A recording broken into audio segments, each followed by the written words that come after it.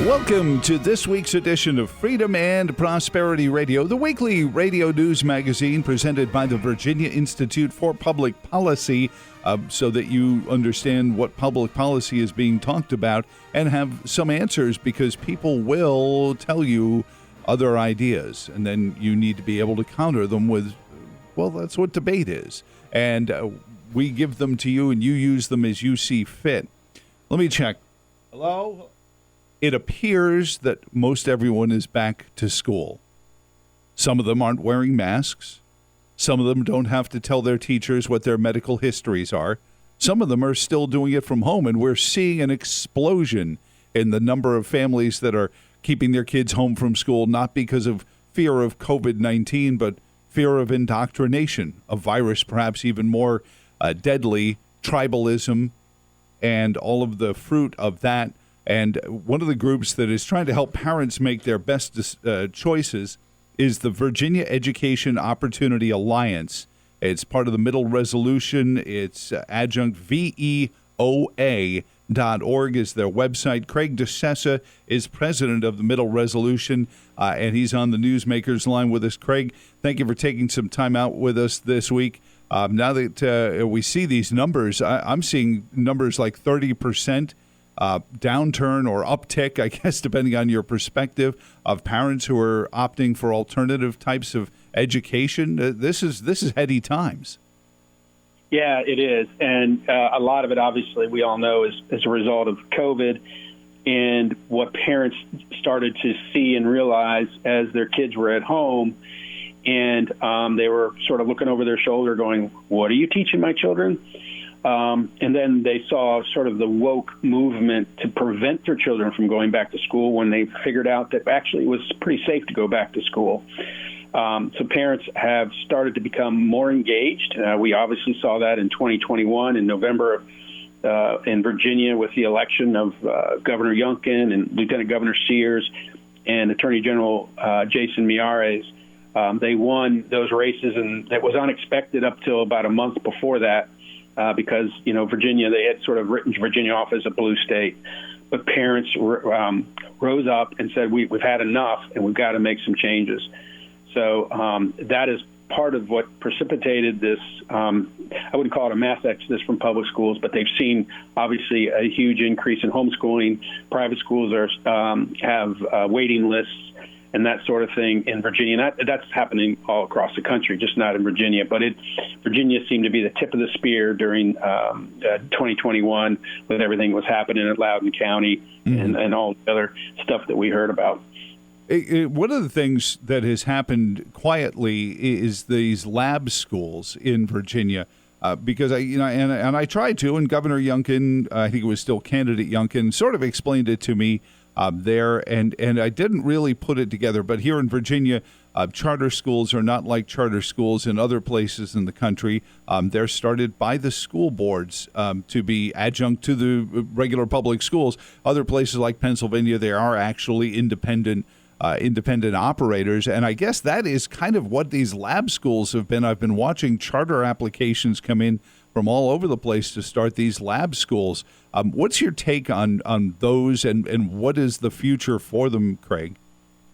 Well, the lab schools are a good idea. It is an opportunity for universities. So a lab school is basically started at the university level. The universities, if they decide they want to have a K through 12 or K through 5 or whatever grades they want to do, they can open up.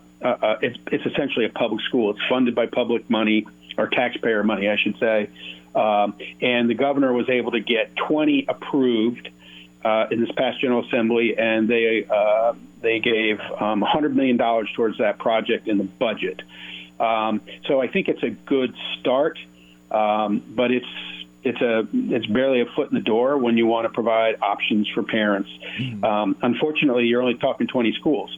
So very few, and we have 1.2 million kids in the public school system here in Virginia, and then quite a few more that are educated through private schools and homeschooling. But very few of those kids are going to actually get to take advantage of those those lab schools. And so while it's a good start, I think we can do a lot better here in Virginia with other options, other education options that we're going to be promoting. Well, and certainly, and the phrase incrementalism, has some bad connotations, but when you're dealing with a Commonwealth that has had, let's just be kind, its struggles when it has come down to school choice and the idea of the parent. I mean, you heard it in Terry McAuliffe's campaign rhetoric. This is as autocratic as I can recall a public school system being. That I guess you take your first step and you hope it's begins a journey down the right direction. What more do you hear? Obviously, it didn't make it through the General Assembly this time around, Craig. The idea of money follows the child kind of school choice, or is that going to be reserved for a 2023 campaign issue for the General Assembly seats? Well, actually, the money that follow a child concept has been introduced into the General Assembly since 2015. We actually wrote the legislation. It's commonly referred to as education savings accounts, where a child is in the public school and the parent decides, you know what, this isn't working. I'm going to homeschool. I'm going to send them to private school, whatever. Now, if you do that, that's great. You can go and take your kid out of the school, but you don't get any funding.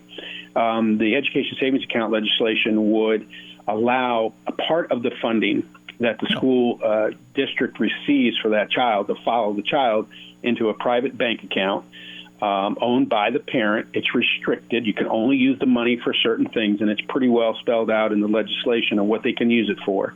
And a homeschooling parent can use it. A parent can send their kid to private school. They can do a combination of both. That kind of a thing. So this has been introduced every year, and in fact, in 2016, 2017, we actually got the bill to the governor's desk, and of course, Governor McAuliffe, who believes that parents shouldn't have anything to do with their child's education, vetoed it, and then Governor Northam vetoed it as well in 2017. So with the election of Governor Youngkin and Lieutenant Governor Winsome Sears and the Attorney General Jason Miyares, who all support this type of legislation, we think we have a real shot at getting it passed. Maybe not this year. The Democrats are adamantly opposed to this. They are they're in bed with the VEA and the Virginia School Board Association, the Virginia Superintendents Association, all of the they call them associations, but essentially they operate as unions. Yeah. They oppose this stuff, and we know, and everybody knows that. I mean, it's not uncommon.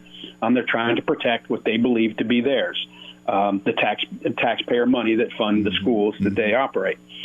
So, but you have to start somewhere, and we are starting a very large coalition to encourage legislators to support this type of legislation. We want to see also the tax credit program in Virginia expanded. We want to give parents more options to address their child's learning styles. Not every child does well in the public school. I removed one of my children when they were in third grade and homeschooled. The public schools just weren't able to address his learning styles, his learning needs. So we want to give that to every parent. So that was a long answer to your question. No, it was great. But we're going to need to work hard on this, and to get it actually passed, it may take a couple of years.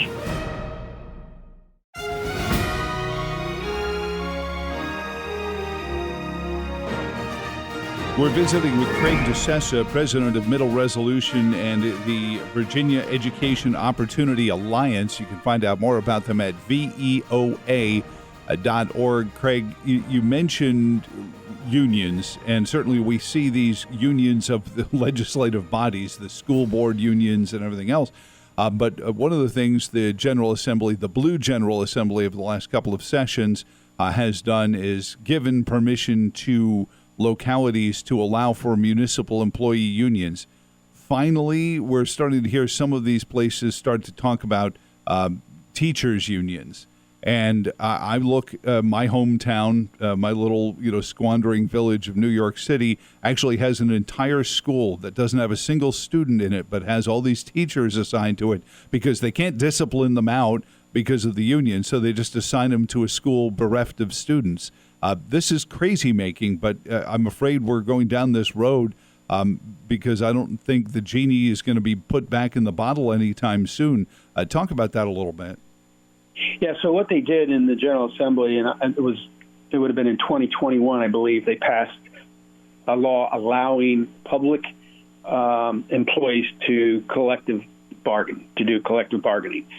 And basically what they can do is these employees can come together essentially like a union. They're not calling it that because we're supposed to be a right-to-work state, meaning that you would have no public unions.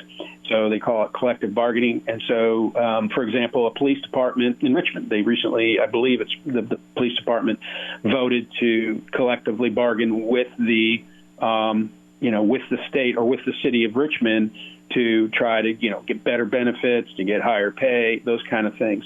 But as we all know, I mean, there's some benefit to that for the police officers, but the downside is for the taxpayer.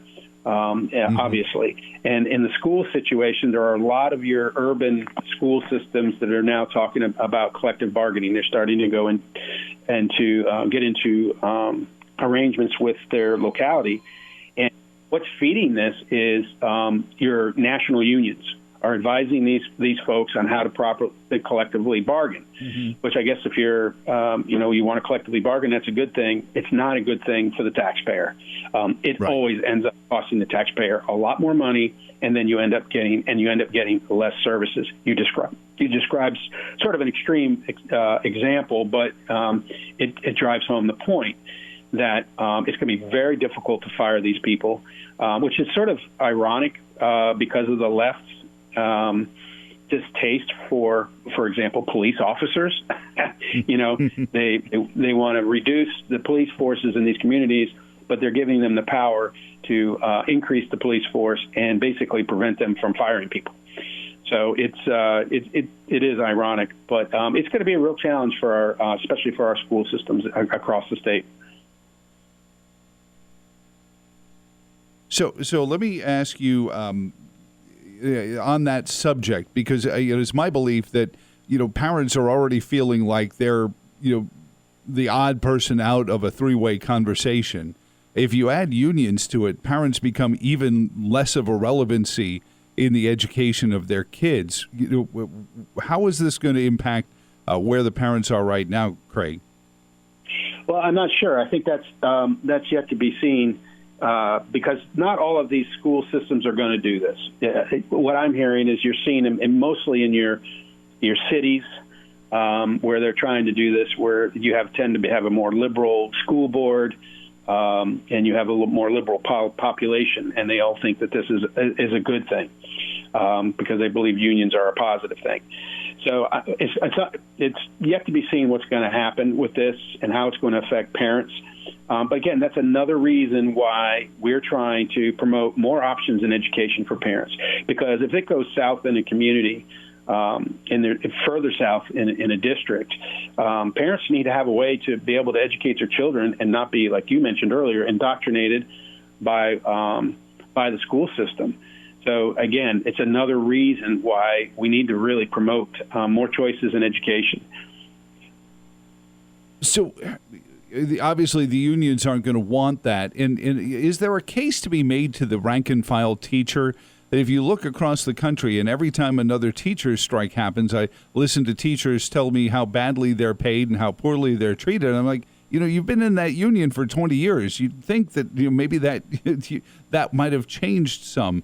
I think if the average machinist union was treating their machinists that way, there'd be change at the top. Why do teachers accept sort of this dismissive attitude towards the teachers that are in the classroom, and that's the low end, and then in order to be a high-paid teacher, you actually have to leave the classroom? Yeah, that's a good question. A lot of teachers, I think, they just have a completely different worldview than maybe you and I. There are a lot of teachers out there, though, that don't. They think they have to join these unions because they think that's the only way they can get liability insurance, for example, and that's a big reason they join them. There is an organization in Virginia, and I wish I could remember the name of it right now, that is non-political, that provides liability insurance and resources for teachers. And that organization, we're doing what we can to promote it. The VA is fighting it. We've tried to pass legislation to allow this organization to receive the same resources that the teachers, that the VEA gets at the school level. For example, at the beginning of the year, there's teacher orientation, and the VEA is allowed to come in and talk about their organization. And so all we were trying to do is pass a law that they would allow every organization that qualifies, that you have to have certain qualifications, can come in and talk to the teachers. And the VEA fought us big time on that bill because they didn't want any competition. So to answer your question about teachers, I don't know what drives them to want to be part of this. It is very political, and I'm sure there's a lot of teachers on the left that think this is great, but there are also a lot of teachers on the right. And frankly, I think you're probably aware of this. I think we have a 2,500 teacher shortage in Virginia right now. I was about to go there. That was my next question, was because you see these stories about teacher shortages all over the place, and some of it is driven by the medical mandates. We'll just leave it at that. Some of it's driven by the mandates of tribalism being taught under the auspices of equity, or whatever the inclusive phrase that the consultants gave them this month is. And so a lot of teachers either early retired or just left the profession or went looking for private opportunities there. Why isn't this a wake-up call to some of the school boards that maybe they've overplayed their hand? Well, actually, and this has been going on for quite some time. I went to a presentation, it had to be 2015, 2016, by the guy that was the head of the I think he was superintendent of instruction at the time, and he had a presentation about this. So we've been bleeding teachers for quite some time. You would think there'd be a wake-up call. But sometimes I think, especially, and this happens on the right, but a lot on the left, where they're just blind by their ideology, and they don't see the ramifications, what's happening right underneath their own nose. And, they've been reporting in Richmond the last couple of days that Henrico and Richmond schools are, I think Richmond schools has 148 openings right now in the Richmond schools, and so they're scrambling to figure out how to fill those slots. And to your point, why weren't they addressing this last year? They had to see this coming. I guess maybe and I would say it's a result of poor management is what it comes down to. So what do we need to do to win over some of those folks? And because I think one of the most powerful, cudgels we could have is a voracious voice of teachers who say, this is what we need. This puts us back in charge. I've always believed that, the classroom is not where you put your entry-level employees, though it seems to be. We should have our best in the classroom, and certainly when you see these private schools, and I see cooperative homeschool parents, cooperatives hiring teachers, working freelance, almost like Uber teachers. There are so many fractures in this. At some point we should be able to at least get a few voices from the teaching profession saying this is what Virginia needs to save our kids. Well, I think those voices are being quite shut down, to be honest with you. The cancel culture is ripe today. But some of the things that we can do to help the teachers is, one, is change the school boards out. So I'm going to change hats real quick here. On the VEOA, that's part of our policy network, which was what we call a 501c4. The middle resolution also has a PAC, Political Action Committee, and that organization gets involved in elections. So I want to be careful not to mix the two. Oh, yeah, I understand. The IRS will come after me if I do. But our PAC is right now involved in school board races across the Commonwealth. I was actually in York this morning, York County, presenting to these breakfast clubs. I don't know if you've heard about them yet, Joe, but these are really interesting groups that have been spawned in the last year or so. Every week they meet for breakfast. Anyway, I was talking with a member of the Board of Supervisors today. He was at the meeting, and he said York County is a conservative county, and all 5 members of the school board are very liberal. And so this is not uncommon in Virginia. It's probably not uncommon across the country. Basically, conservatives have been asleep, and they haven't been paying attention to school boards. And this is how we've gotten to where we are today. For a good part of it, that's a good reason. That's a good part of it why we're doing it, or it's happened. So we're getting involved in school board races. And when we do that, we're obviously interviewing these candidates, making sure these candidates have the right priorities and have the right principles. And we're going to try to flip some of these school boards so that we can, potentially fix some of the problems that are happening in the school districts. And I do know, to your point about the teachers, I do know that the Youngkin administration is working very hard to make dramatic changes to the schools, the public school systems, to improve the public school systems. So teachers have the resources they need to teach the children the proper things, math, reading, writing, the stuff that's really important. So those are some of the things that can be done, but it's got to be done, and we've got to work hard at it, and we can't let it go. We've got to address the school board problem. Well, and I appreciate you doing that because, for those who haven't, and you're absolutely right about, we'll have 7 candidates for one gubernatorial nomination, and we can't find a school board candidate. And that's a very big problem because, and I think it is, as you're right, it's changing, especially with Terry McAuliffe's statements on parents' roles in education. And for those who don't know, school board races are nonpartisan. There are no political parties involved in school boards. So, support of folks like Middle Resolution can be very helpful to somebody who is out there saying, well, the Republican Party or the Democratic Party can't get involved because this is a nonpartisan race. Who do I talk to? So Craig is the guy, middleresolution.org, or does the PAC have a direct website? So the PAC is www.middleresolution.org. The policy network is middleresolutionpolicy.org. Okay, all right. So easy enough. Yeah, before the IRS hires their 87,000 new agents, oh my gosh, heavily armed and ready to use deadly force. But you see this and you understand where we are and why we need, and kids just being able to read. Gosh, and Craig, really the frustrating thing is we've just spent 20 minutes talking about education, and our failing standards were way behind even the national standards. Which are far behind the global standards in terms of educational opportunity. And these are the folks that are supposedly telling me how anti-racist they are. The black communities and the Latino communities are struggling even more. Oh, absolutely. Your urban in your urban settings where you have majority minority. These are the low-income kids, and they are absolutely struggling. They can't get a good education. They can't get out. They leave. They're promoted to, and given diplomas, and they can't read. Even at an 8th grade level. And it's a shame because these poor kids now, where are they going to go? They can't get a job. I have a donor who's a very wealthy donor, who his passion is to help these kids get a good education in the inner city. And the reason why is because he couldn't. He's now retired. He's still on the board of his group, his organization. But when he was running it, he couldn't hire kids from Richmond, and it used to kill him. He said, "I want to hire kids from Richmond. I want to hire locals." He says, but they don't qualify. They just don't have the skill set. And so he's very involved in to change the school systems in Richmond anyway. That definitely has to change. Thank you for being part of the change. Craig DiSesa, again, find them online, VOA.org or middleresolutionpolicy.org or just middleresolution.org. Thank you so much for joining us this weekend, and we'll talk to you again soon here on Freedom and Prosperity Radio. Thank you, Joe. Enjoy your day.